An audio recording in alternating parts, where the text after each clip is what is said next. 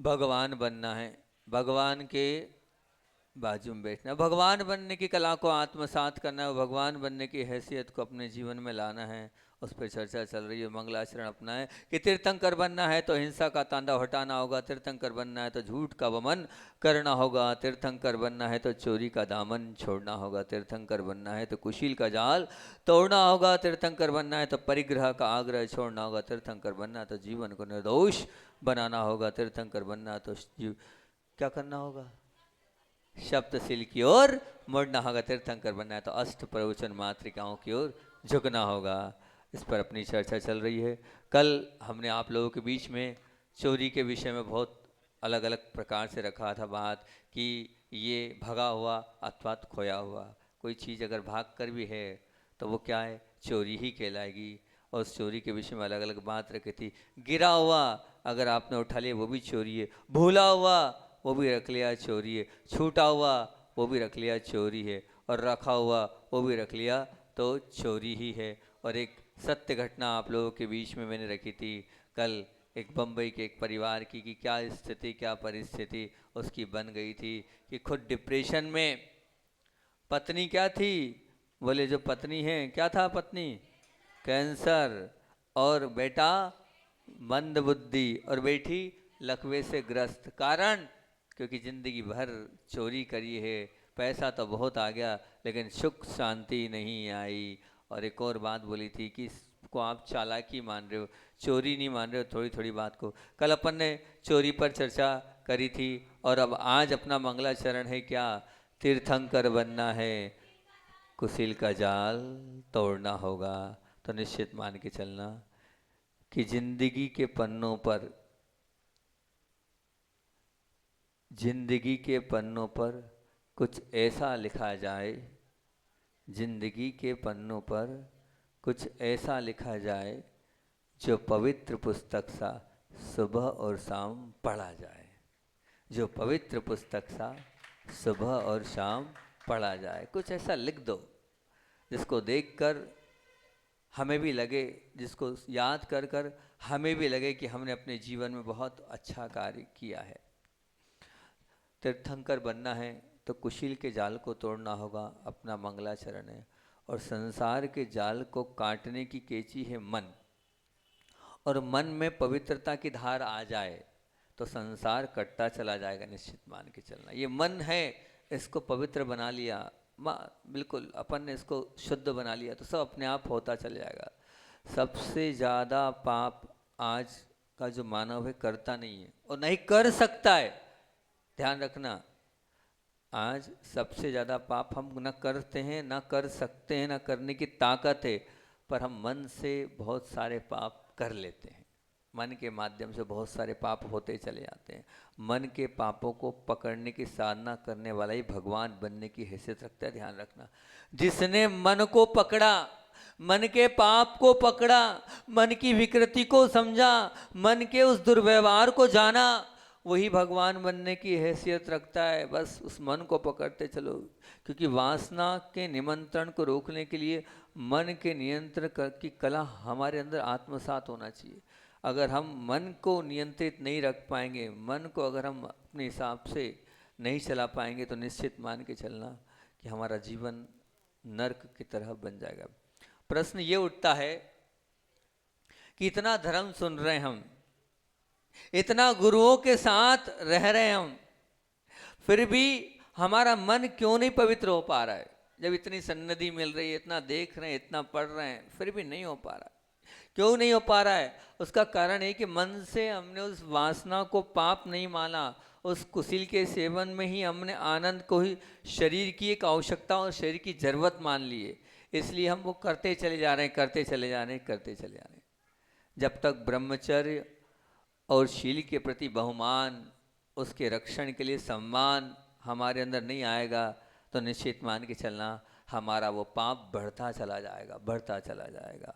क्योंकि आँखों से प्रथम बार देखना योगी का होता है, आँखों से प्रथम बार देखना योगी का होता है, परंतु बार बार देखना तो भोगी का ही होता है, बार बार देखना तो भोगी का ही होता है। वासना का जो रोगी होता है वही भोगी बनता है, और वही बार बार बार बार बार बार देखता है। जहाँ बार बार दृष्टि चली जाती है और भोगी की दृष्टि होती है, अपनी दृष्टि को पहचानो, आपकी दृष्टि योगी की है कि भोगी की है। अपने आप को तोलो, आप भोगी हो कि योगी हो।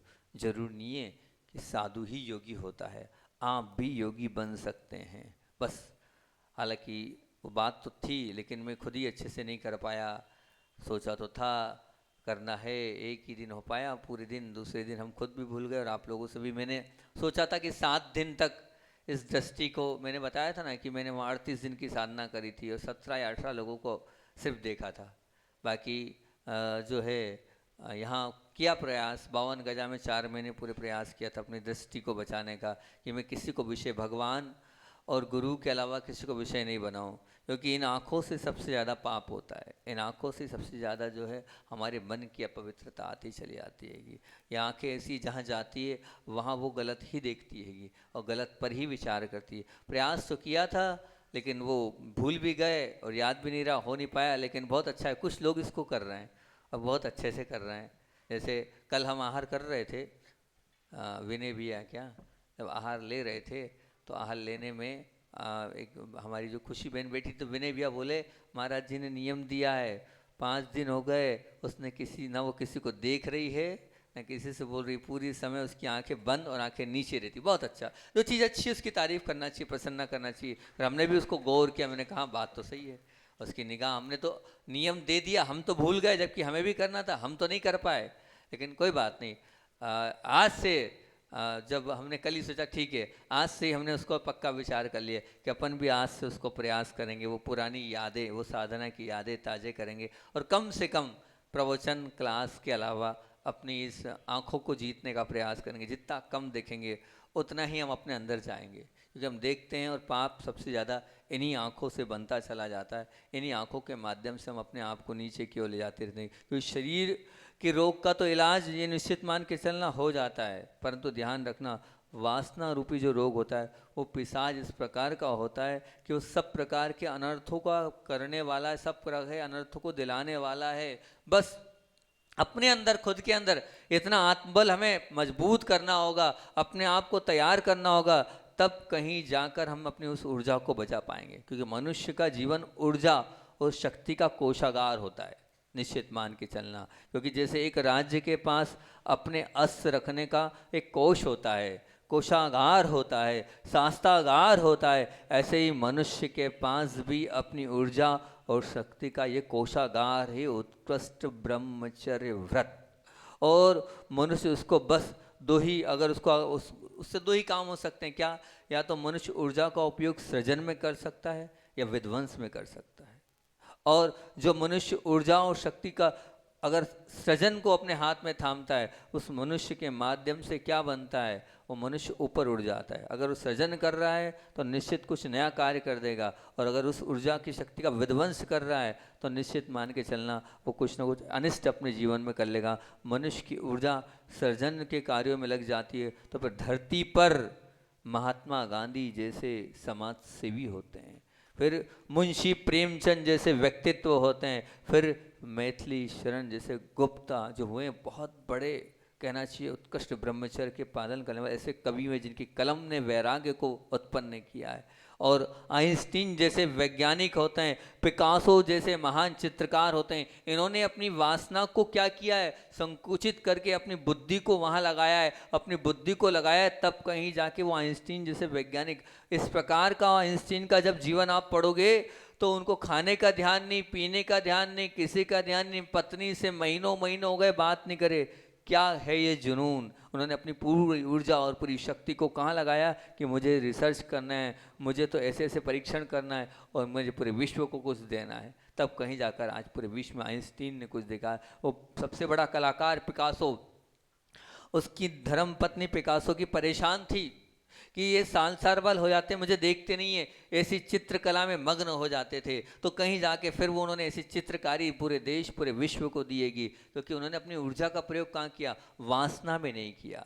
जो मनुष्य की ऊर्जा वासना में चली जाती है तो विध्वंस का हाथ ले लेती है, और जो वासना की ओर चले जाते हैं तो हिटलर, गोडसे, इस प्रकार के व्यक्तित्व जो है, सद्दाम हुसैन जैसे व्यक्तित्व बनते हैं जिनके जीवन में वासना जन्म ले लेती है। ऊर्जा और शक्ति या तो सृजन करती है ये विध्वंस करती है। हम सब के पास वो ऊर्जा है, हम सब के पास वो शक्ति है। अब उस ऊर्जा और शक्ति से हम क्या प्रयोग कर रहे हैं हमारे अंदर है। अगर ब्रह्मचार्य रूपी परिणाम से अगर निर्मलता आ सकती है तो हम ला सकते हैं, पर कब? जब हम स्वयं चाहेंगे तब। एक बहुत अच्छी बात बोल रहा हूँ, बहुत अच्छी घटना। कैसे परिणाम हुए कि जिनेंद्र कुमार जी बहुत बड़े एक लेखक हैं, बहुत बड़े इतिहासकार हैं, बहुत बड़े विद हैं। उन्होंने बहुत अच्छी बात उन्होंने कहा, अपने पिता की पत्नी को माँ कहता हूँ, और ये तो सब लोग कहते हैं, लेकिन जीवन में निर्मलता तब आएगी, बड़े ध्यान से सुनना, बहुत बड़ी बात बोल रहा हूँ। शायद हजारों साल में कभी कभार इतिहास में ऐसी बात लिखी जाती है, एक दो बार ही लिखी जाती है। बोले, उन्होंने कहा कि अपने पिता की पत्नी को माँ तो मैं कहता हूँ, कोई बहुत बड़ी बात नहीं है। तो बहुत बड़ी बात तो जब आएगी जब मुझे अपनी बच्चों की माँ भी माँ लगने लगे, जब मुझे अपने बच्चों की माँ भी माँ लगने लगे। सोचो परिणामों की निर्मलता का मापदंड क्या है। ये कथानक क्या बात बोल रहा है, मुझे अपने बच्चों की माँ भी माँ लगने लग जाए। मान लेना आपके जीवन में ब्रह्मचर्य घटित हो गया, आपके जीवन में वो उत्कृष्टता आ गई, क्योंकि जीवन ब्रह्मचर्य उन्हीं की घटित होता है जिनकी निर्मलता होती।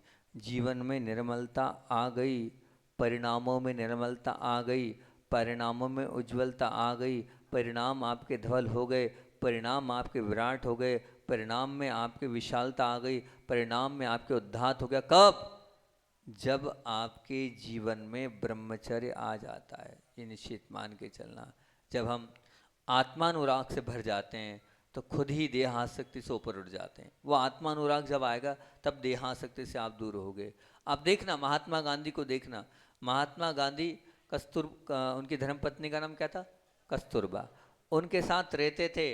अंत समय में पता है आपको महात्मा गांधी कस्तूरबा से क्या कहते थे? ये मेरी माँ है, ये मेरी माँ है। बोले ये मेरी माँ क्यों है? बोले मेरी माँ इसलिए जिस प्रकार से जो मेरी माँ थी वो मेरा पूरा ध्यान रखती थी, खाने का, पीने का, ओढ़ने का, सब बात का मेरा ध्यान रखती थी। बस आज वो मेरी माँ नहीं है, लेकिन मेरी पत्नी ने मेरी माँ का स्वरूप और मेरे माँ का पूरा वो स्थान ले लिया है, तो मैं मेरी पत्नी को माँ के रूप में देखता हूँ। गजब है वो महात्मा गांधी जिन्होंने अपनी पत्नी को माँ स्वीकार किया और माँ माना है। बहुत बड़ी बात होती है, क्योंकि ध्यान रखना, विवाह वासना का निमंत्रण नहीं, वासना का नियंत्रण है।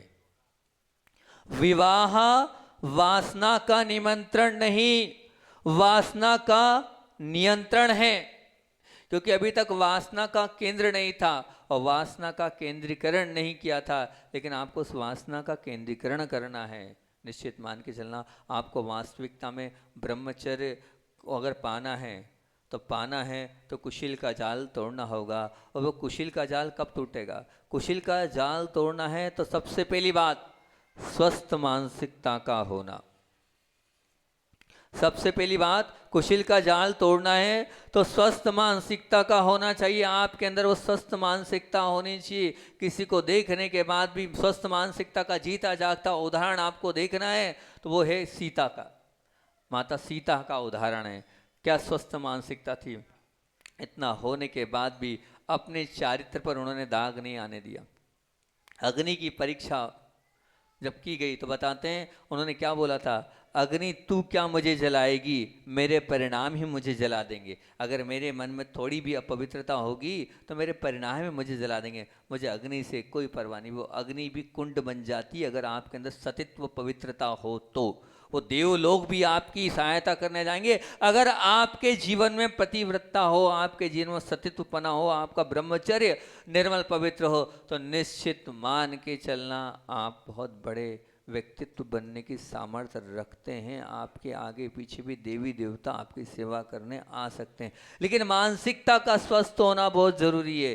अपने आप को टटोलो कि अपनी स्वयं की मानसिकता कहीं खराब तो नहीं हो रही है। उस मानसिकता को हम निहारें, हमारे अंदर वो मन के अंदर क्या चल रहा है वो आप खुद स्वयं समझ सकते हैं कि मेरी मानसिकता क्या चल रही है, मैं कैसे पापों को इकट्ठा करता चला जा रहा हूँ। दूसरी बात कि अगर कुशिल का जाल तोड़ना तो इंद्रिय संयम का होना बहुत ज़रूरी है, वो अभी हाल मैंने बोला। और इंद्रिय संयम में भी सबसे ज़्यादा संयम अगर रखना है तो चक्षु इंद्रिय को संयमित रखना पड़ेगा।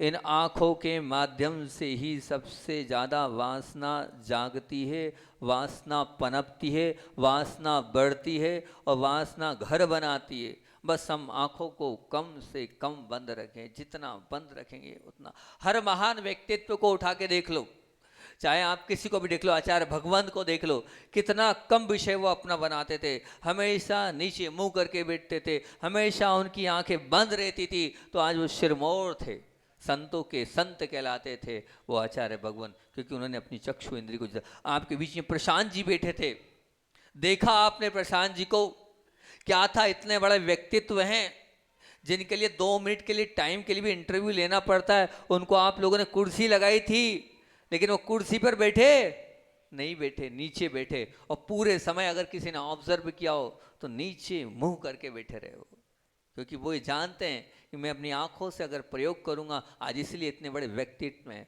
FDFC को जब उन्होंने छोड़ा था, FDFC को इतने ऊपर पहुंचा दिया था, उसके चेयरमैन थे वो, और उन्होंने जब FDFC को छोड़ा, दूसरे दिन छोड़ा, और पूरे उसमें पूरे विश्व में एक तहलका मच गया था कि प्रशांत जी मुंबई इसको छोड़ रहे हैं। वो क्या था, वो हमेशा आंख बंद करके फोकस करते थे, हर चीज पर उनका पूरा रहता था कहाँ क्या चल रहा है, क्योंकि उनका एक ही लक्ष्य था। क्या लक्ष्य था? कि मेरा जो लक्ष्य है मुझे उस पर चिंतन करना। यहाँ बैठे रहते थे, आंख बंद करके दुनिया चलती थी पूरी, कि कहाँ कैसा क्या, क्योंकि वो ये जानते थे मुझे क्या देखना, मुझे तो अपने लक्ष्य को देखना है। हमें देखना भी अपनी आंख बंद करके तो अपने लक्ष्य को देखना चाहिए। आज सुबह से ही विचार ये चल रहा कि अपने लक्ष्य को हम नहीं देख पा रहे हैं, अपने लक्ष्य पर अपने आप को निर्धारित करना चाहिए। अब हम अपने लक्ष्य को निर्धारित नहीं करते हैं तो हम भटक जाते हैं और अटक जाते हैं। तो दूसरी बात, इंद्रिय संयम का होना बहुत जरूरी है, और उसमें भी चक्षु इंद्रिय का होना बहुत जरूरी है अगर कुशिल के जाल को तोड़ना हो। तीसरी बात और बहुत जरूरी, अगर कुशिल का जाल तोड़ना है तो कल्याण मित्र का होना बहुत जरूरी है। आप किसके साथ मित्रता कर रहे हो? सबसे ज्यादा व्यक्ति अगर बिगड़ता है तो संगति से बिगड़ता है। जिस प्रकार की संगति होगी, जैसे लोगों के साथ उठोगे, जैसे लोगों के साथ बैठोगे, जिन लोगों के साथ हम रहते हैं वैसे हम बन जाते हैं, निश्चित ये मान के चलना। क्योंकि क्या होता है, वो कर रहा है तो हमारे अंदर एक प्रोग्रेस होती है कि जब वो कर रहा है तो फिर थोड़ा बहुत हम भी कर लें, और फिर वो बिगड़ गया तो हम भी बिगड़ जाते हैं। उनकी किसी से मित्रता है तो हमारी भी किसी से मित्रता होनी चाहिए। वो गलत रास्ते पर जा रहे हैं तो हम भी। तो सब ध्यान रखना। आप कपड़े बहुत अच्छे से देखभाल के खरीदते हो, आप गाड़ी बहुत देखभाल के खरीदते हो, आप मकान बहुत सोच समझ के खरीदते हो, इसी प्रकार से मित्र के लिए बहुत सोचो। एक गुरु और एक मित्र, इन 2 चीजों का परीक्षण हमेशा करना चाहिए। आचार्य श्री जी कहते थे कि गुरु भी बहुत सोच समझ के बनाओ और मित्र भी बहुत सोच समझ के बनाओ, कि जिन मित्र को मैं बना रहा हूँ या जिन गुरु को बना रहा हूँ वो मेरे आदर्श के योग है कि नहीं, मेरे जीवन में वो मुझे ऊंचा उठा पाएंगे कि नहीं। इसलिए ध्यान रखना कि वो मित्र की संगति से बहुत जल्दी कोई मित्र ऐसा होता है जो मोक्ष मार्ग पर आगे बढ़ा देता है, जिसकी सत्संगति। एक महाराज से जब मैंने पूछा था तो सिर्फ उन्होंने यही जवाब दिया था, बोले कोई वैराग्य नहीं हुआ। मैंने कहा गुरुदेव को देख के, बोले गुरुदेव को देख के वैराग्य नहीं हुआ। कोई प्रवचन से बोले कोई, बोले क्यों? मैंने बोले जिनके साथ बचपन से मित्र था वो मोक्ष मार्ग पे बढ़ गए तो हम भी मोक्ष मार्ग पे बढ़ गए। ये एक संगति का असर, एक मित्रता का असर, कि मित्रता ऐसी थी, संगति ऐसी थी कि आप चल रहे हो तो हम भी चल रहे हैं, आपने पाप किया तो हम भी पाप कर रहे हैं। इसलिए कल्याण मित्र का होना अपने जीवन में बहुत जरूरी है। अपने आप को परखो कि मेरी मित्रता किससे है, मैं किसके साथ बोल रहा हूँ, मैं किसके साथ बात कर रहा हूँ, उनका भाव क्या है, उनके मन की पवित्रता क्या है। मैं अब बोले ये तो क्या है, हम दूसरों के क्यों देखें? नहीं, लेकिन मित्र तो आपको देखकर ही बनाना चाहिए। चौथी बात, सत्साहित्य। अगर आपको कुशिल का जाल तोड़ना है तो अपने जीवन में सत्साहित्य को की संगति करना पड़ेगी। जितना अच्छा आप प्रबल साहित्य पढ़ोगे, जितने अच्छे राइटर्स लोगों को आप पढ़ोगे, जितने अच्छे लेखक लोग कलम को आप पढ़ोगे, तो क्या होगा? पढ़ना है तो सतियों को पढ़ो आप। क्या सीता की कहानी थी, क्या और हमारे और भी ऐसे लोग हुए हैं कि जिन्होंने अपने अपने चारित्र को निर्मल रखा है। उसको आप जितना पढ़ोगे उससे हम अपने अंदर वैराग्य आएगा। एक किरण देवी हुई थी, उनका सतीत्व ऐसा था, उन्होंने अपने उस सतीत्व के कारण अकबर राजा को धूल चटा दी थी। तो ऐसा जब हम पढ़ते हैं, ऐसे साहित्य को देखते हैं, उनको निरीक्षण करते हैं, तो हमारे अंदर भी आता है कि निश्चित रूप से हम सब करें, लेकिन हमारे अंदर की पवित्रता को नष्ट ना करें। अच्छा, श्री कहते थे जिसकी पवित्रता समाप्त हो जाती है, फिर वो जीवन में दर दर भटकता है और दुख के सहारे ही उसका जीवन जीता है। और मैं तो पहले भी कह चुका हूँ, अभी भी कह चुका हूँ, गलती सबसे होती है, गलती बहुत बार हुई है, लेकिन जब गलती हो जाती है उसको आप स्वीकार कर लोगे और स्वीकार करके गुरु चरणों में आकर बता दोगे कि हाँ मुझसे ये गलती हो गई है, आप कृपया करके मुझे पवित्र करें। तो कभी भी आप जब जागोगे तब सवेरा है। अपनी गलती को लेकिन हिम्मत चाहिए, बहुत बड़ा हृदय चाहिए। अपने आप को क्या सोचेंगे, मेरे विषय में क्या होगा, वो गलत तो नहीं समझेंगे, फिर वैसा नहीं। मैं ये मानता हूँ जो पाप स्वीकार करता है मेरी नज़र में वो उठ जाता है। जो पाप स्वीकार करता है वो मेरी जरण महान बन जाता है कि क्या ताकत है इस व्यक्ति के अंदर कि अपने पाप आगे रह के स्वीकार कर रहा है और बता रहा है। वो छोटी मोटी बात है, वो तो चलता फिरता भगवान है जो अपने खुद के पापों को खुद आके स्वीकार करता है। दुनिया पाप छिपाती है लेकिन वो अपने पापों को बता रहा है। तो आप ये मान के चलना कि सत साहित्य को आप पढ़ो, सत साहित्य के साथ आप जीवन जियोगे। हमारा वो साहित्य ऐसा होना चाहिए जिसके पढ़ने के माध्यम से हमारे जीवन में मोटिवेशन मिले। डिमोटिवेट नहीं होना है, अपने जीवन को अच्छा बनाना है, तो सत साहित्य को आपको अपने जीवन में स्थान देना ही होगा। तभी आप अपने जीवन को अच्छा और महान बना पाओगे। नहीं, ध्यान रखना, जैसे मित्र हमारे जीवन को खराब करने वाला होता है, वैसा ही ये मान के चलना हम जो पढ़ते हैं वो हमारे जीवन में आता ही आता है। क्योंकि हम जो बोलते हैं, हम जो देखते हैं, हम जो बोलते हैं, हम जो देखते हैं, हम जो सुनते हैं, वही संस्कार हमारे पड़ते हैं। जो हम देखते हैं, हम जो बोलते हैं, हम जो सुनते हैं, वही संस्कार हमारे अंदर पड़ते हैं। फिर वो जो सब संस्कार पड़ जाते हैं तो फिर हमारा वही संस्कार हमारे जीवन का चलता है। और सबसे बड़ी बात तो क्या है कि एक बार हमसे गलती हो गई तो फिर अगर हमने उस गलती को अगर दोबारा करा, फिर तिबारा करा, फिर चौबोर करा, तो फिर वो गलती गलती नहीं रह जाती है। निश्चित मान के चलना, फिर जीवन का अंग बन जाती है। और जब वो जीवन का अंग बन जाती है तो लाख प्रयास कर ले कोई भी, फिर वो छूटती नहीं है। ध्यान रखना, फिर वो निकलती नहीं है। इसलिए चेत जाओ, जाग जाओ और अपने आप को पवित्र कर लो, अपने आप को उत्कृष्ट बना लो, स्वीकार कर लो। तो सत साहित्य की संगति करो। और मैं तो और कहूँगा, अगर मैंने अपना चिंतन करा, अगर कुशील के जाल को तोड़ना है तो आपके पास कुशील के जाल को तोड़ना, तो 5वें नंबर पे जो आपका मोबाइल है, उस मोबाइल से बच लो आप। और वो मोबाइल आज बहुत क्षतिग्रस्त कर रहा है आपको, आपके चारित्र को अपवित्र कर रहा है, वो आपके चारित्र को नीचे गिरा रहा है। वो इस प्रकार की स्थिति और परिस्थिति उस मोबाइल से बन गई है। आप चाह नहीं रहे हो, पर फेसबुक पे ऐसे सारे वीडियोस आ रहे हैं, ऐसे सारे सीन्स आ रहे हैं। अब वो सब, आपको इतने ब्रह्मचर्य थोड़ी हो गए, इतने साधक थोड़ी हो गए कि गलत सीन सामने से आए और आप अपने आप को संभाल पाओ।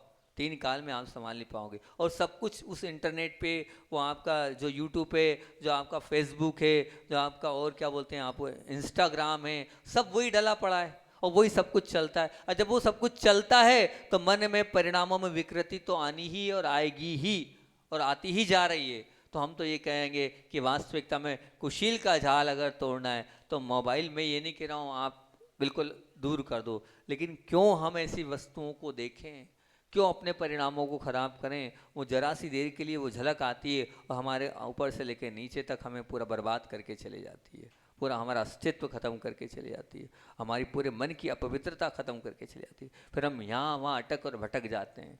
और अटकते भटकते तो हैं, बाद में फील भी होता है ये गलत कर लिया मैंने, ठीक नहीं किया, लेकिन उस वक्त तो हम अपने आप को संभाल नहीं पाते। तो हम ऐसे निमित्त रखें क्यों?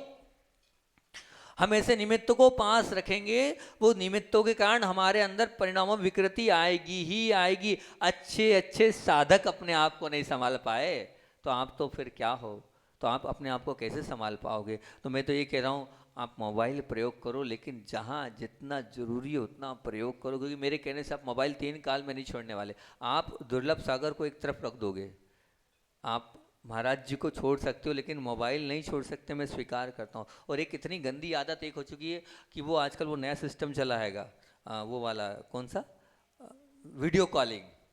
अब वीडियो कॉलिंग में घंटे घंटे वीडियो कॉलिंग पे चर्चा चलते हुए मैंने देखी, क्या है ये, क्या हो रहा है, कितना आप वो घंटों घंटों चर्चा कर रहे हो, कोई मतलब नहीं। शुद्ध भी कथा है, शुद्ध पाप बांध रहे हो आप मान के चलना। 2 घंटे आपने चर्चा करी, कोई चर्चा में सार नहीं है, कोई ऐसी सारभूत चर्चा नहीं हो रही है, लेकिन शुद्ध भी कथा, शुद्ध पाप आप करते चले जा रहे हो। उस पाप से आपका होगा क्या, विचार तो करो, कहाँ जा रहे हो, किस प्रकार जा रहे हो। आज आपको लग रहा है कि बहुत अच्छा लग रहा है, मन बहल रहा है, समय पास हो रहा है, टाइम पास हो रहा है, लेकिन कर्म कैसे बनेंगे इस पर तो विचार करो कि कर्म किस प्रकार से आपको बाद में रुलाएंगे, पीड़ा देंगे। कितनी मुश्किल से ये मानव पर्याय आपको मिली है, उस मानव पर्याय को आप इस प्रकार से बर्बाद कर रहे हो।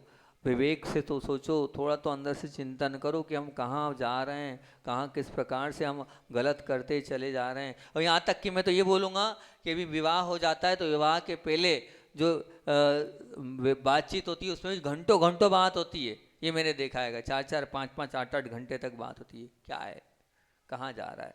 अब वो जो हो रहा है वो निश्चित रूप से आपके जीवन को नीचे की ओर ले जाने वाला हो रहा है। और अगर मैं बोलूँ तो सबसे, मैंने पहले भी बोला था कि कुशील के जाल को तोड़ना है तो प्रलोभनों से बचना होगा। प्रलोभन पल प्रतिपल आपको मिलते ही चले जाएंगे, हर स्थान पर आपको प्रलोभन मिलेंगे, क्योंकि है ही ऐसा। आप जो जिस मोड़ पर और जिस स्थान पर आप हो वहाँ आपको मिलेंगे। अब अपने अंदर इतनी ताकत होना चाहिए कि जो आपको प्रलोभन मिले हैं उन प्रलोभन को आप लात मारो। और मैं बोलता हूँ नई पीढ़ी बिगड़ रही है एक लिफ्ट में और एक गिफ्ट में, एक लिफ्ट में और एक गिफ्ट में। ये दोनों लिफ्ट और गिफ्ट आती है, जीवन को बर्बाद कर देती है, जीवन को नीचा उतार देती है।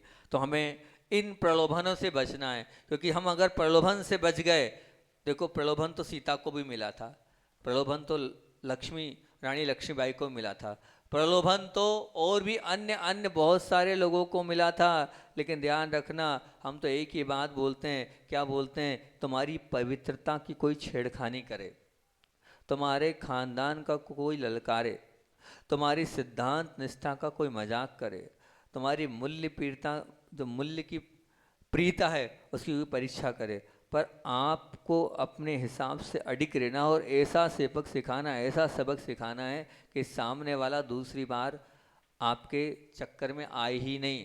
क्योंकि आपके पास युवावस्था है, तो युवावस्था अपेक्षा रखती, बहुत अच्छी बात कि संयम के द्वारा संभाल लें और सेवा के द्वारा जो उपयोग करे, उस युवक की या उस युवती की व्यवस्था के समझ तो देवों का देवत्व भी फीका पड़ जाता है, निश्चित मान के चलना। अगर आपने उसको कहाँ लगा दिया, सेवा में लगा दिया, उसको आपने कहाँ लगा दिया, वो अपने अंदर लगा दिया, आपकी वो सुसंस्कार, आपकी वो जो कहना सद्गुणों की अगर पूंजी और आपका वो पवित्रता का धन है, तो उसकी रक्षा के लिए, उसको सुरक्षित करने के लिए आपको जो भी लूटने वाले आए उन्हें आपको घृणा की निगाह से देखना ही पड़ेगा। जब तक उनके प्रति आप घृणा नहीं करोगे, जब तक उनके प्रति कठोर व्यवहार नहीं करोगे, तब तक ध्यान रखना आप अपने जीवन को अच्छा नहीं बना पाओगे। आपको कठोर व्यवहार करना ही पड़ेगा, आपको घृणा का व्यवहार करना ही पड़ेगा, आपको अपनी दृष्टि, अपनी आँखों को लाल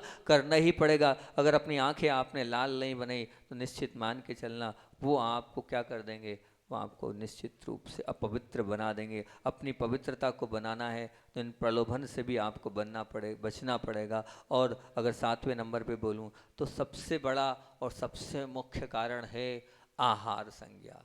उस आहार से आप देखो कि मैं किस प्रकार का आहार ले रहा हूँ। वो जो आहार है, उस आहार में गरिष्ठता कितनी है और वरिष्ठता कितनी है, उस गरिष्ठता से ही क्या हो रहा है। वो जो आप आहार ले रहे हो जो खाने योग्य नहीं है, मैंने पहले भी कहा था, जितने बहुत सारे जो आपके फास्ट फूड हैं, जो कोल्ड ड्रिंक्स हैं, ये सब जो आप ले रहे हो, इन सब चीज़ों के लेने से ही आपके लिए क्या हो रहा है, अनेक प्रकार से अंदर परिणामों में विकृति आ रही है। तो आप उसको भी अपने आप को परखो, उसको भी आप अपने आप को समझोगे तो बहुत अपने जीवन को आप ऊपर उठा सकते हो, अपने आप को ऊंचा उठा सकते हो। और सबसे बड़ी बात 8वें नंबर की, वास्तविकता में कुशील का जाल तोड़ना है। तो कुशिल का अगर जाल तोड़ना है तो मैं हमेशा हमेशा उन बच्चों से कहता हूँ जो पढ़ने के लिए बाहर जाते हैं 8वें नंबर पर, कि आप रात्रि में अपने आप का अवलोकन करो, सुबह से लेके शाम तक मैंने कहाँ कहाँ गलत किया, शारीरिक रूप मैंने मानसिक रूप से ही मेरा मन का चिंतन कहाँ गया।